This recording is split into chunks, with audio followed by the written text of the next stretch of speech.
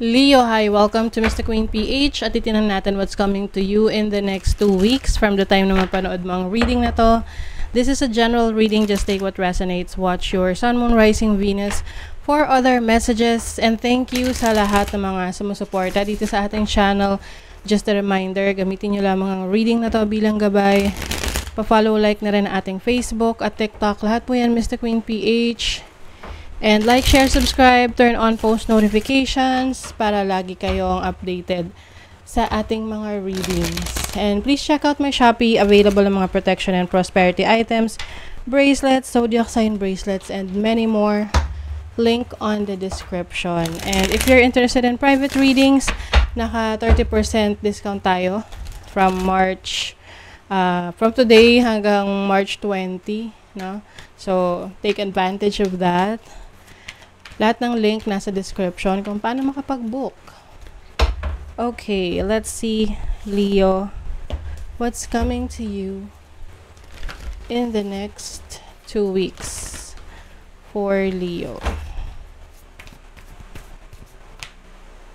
Virgo Digest. Meron kayong mga i-workout, aayusin, aasikasuhin in the next 2 weeks. This may be related to your work, no? Yung routine mo, yung schedule mo, or yung iba sa inyo may kinalaman sa kalusugan. Solar calm, clarify, third house communication. Okay, so clarity. Some of you, magkakaroon na kayo ng clarity sa mga bagay na gumugulo sa isip ninyo, malabo, no? I'm seeing kasi rito na maaring iba sa inyo, meron kayong kailangang asikasuhin sa kalusugan ninyo, no? Ito yung mga hindi nyo pinapansin nung nakaraan. And some of you pwedeng magpapa-check up and finally, maliliwanagan na kayo, no? Dun sa nararamdaman nyo sa inyong physical health. So, some of you also merong communication dito. Third house is also about learning. So, maaring meron din kayong mga pag-aaralan, may mga studies, maaring meron kayong mga kailangang asikasuhin related sa mga kapatid ninyo, kung meron kayong kapatid. Maari ring may short travel for some of you in the next 2 weeks. I also see someone na parang meron kayong kamag-anak or kapatid na will ask for help, no? Hingi ng tulong sa inyo. Na kailangan yung pumunta doon sa bahay ng kapatid mo or kung nasaan man yung kapatid mo. Okay, let's see your overall energy in the next 2 weeks. You have temperance. Ayan. So, kumbaga medyo relax ka in the next 2 weeks. Kahit na meron kang kailangang mga asikasuhin, ayusin, you are taking your time, no? Hindi mo minamadali ang mga bagay-bagay. You try to maintain balance in your life. Kasi syempre, the more na magpapaka-stress ka sa mga challenges sa harapan mo, the more na masistress ka. 'Di ba? So, take it as it is and maaring you will just take action. You will find solution to those issues or challenges. Let's see. Yung iba naman healing talaga. Meron kayong kailangan talagang i-heal in the next 2 weeks. Let's see your challenge. Ano yung challenge? Queen of Wands. Okay. So, challenge ninyo, maaring may mga times na you feel uninspired, no? Yung parang wala kayong gana sa buhay. Normal yun. May mga pagkakataon kasi na we feel burned out or we feel na parang walang purpose yung ginagawa natin. So, this is the time for you to pause, no? Take a break, no? With the temperance energy here. And meditate, contemplate. Magbakasyon, 'di ba? Go out. Ayan. Para makapag-release kayo ng anything that is holding you back, like the negative energies around you. Okay, let's see your opportunity. You have the Two of Swords and the Two of Wands. Puro two. Meron kayong malaking decision making in the next 2 weeks.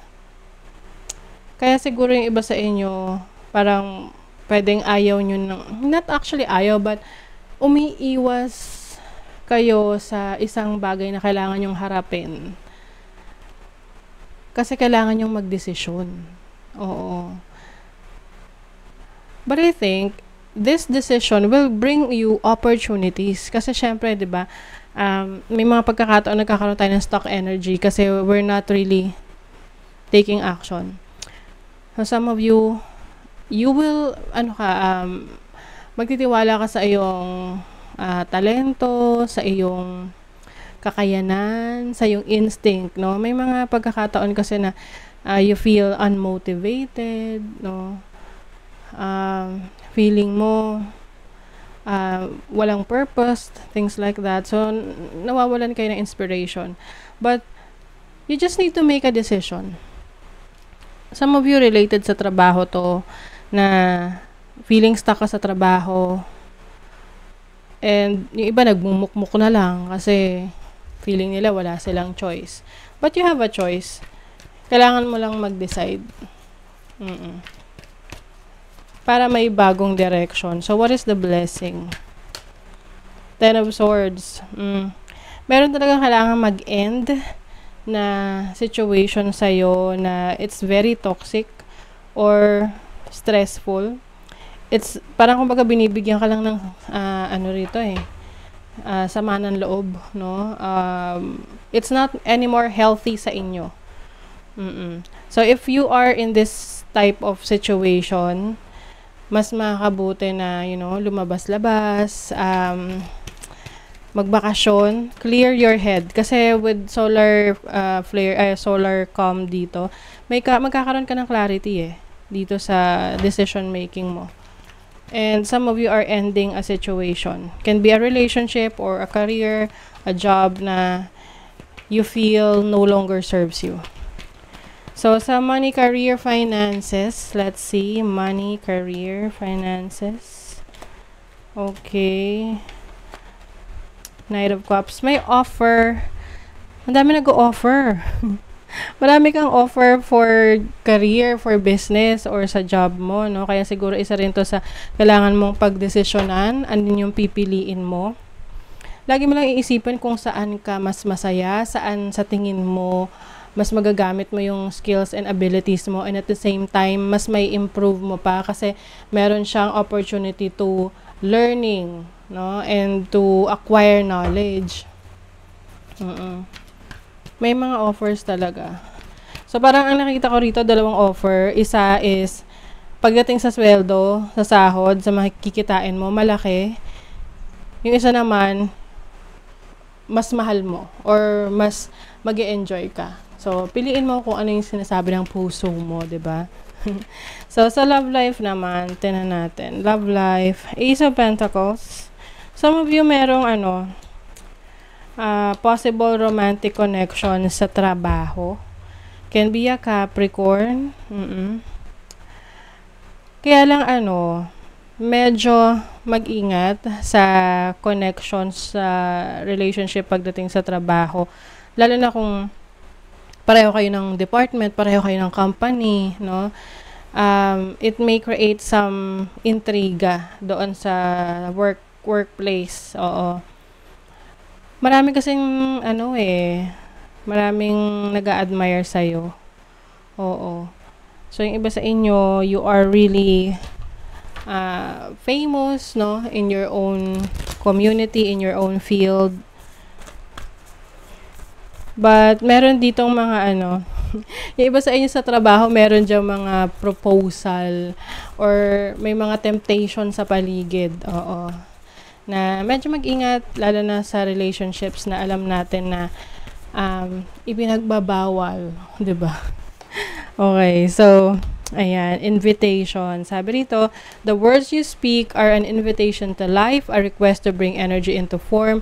Choose your words carefully. Yes, piliin daw ang mga salitang bibitawan mo kasi syempre yun yung mas ma-attract mo, yun yung mamamanifest mo. authenticity, being true to yourself. Live life for you, not the audience in your head. Yes. So you will be focusing more on yourself, being more authentic, yung pagiging totoo sa iyong sarili. Hindi mo napapansinin kung sino man yung mga may ayaw sa'yo. Kasi mas lalo ka magugustuhan ng ibang tao kapag totoo ka sa sarili mo. Okay? So that is your reading, Leo. Thank you so much. Bye.